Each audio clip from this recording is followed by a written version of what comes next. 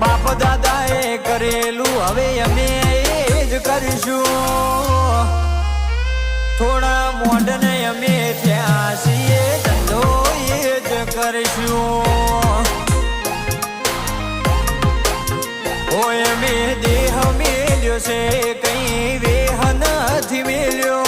દેહ મેલ્યો છે, કઈ વેહ નથી મેલ્યો. અમે સિટીમાં આયા છીએ, ગોમડો નથી ભૂલ્યો. હજુ એ જ પાઘડીને હાથમાં એ જ લાકડી છે.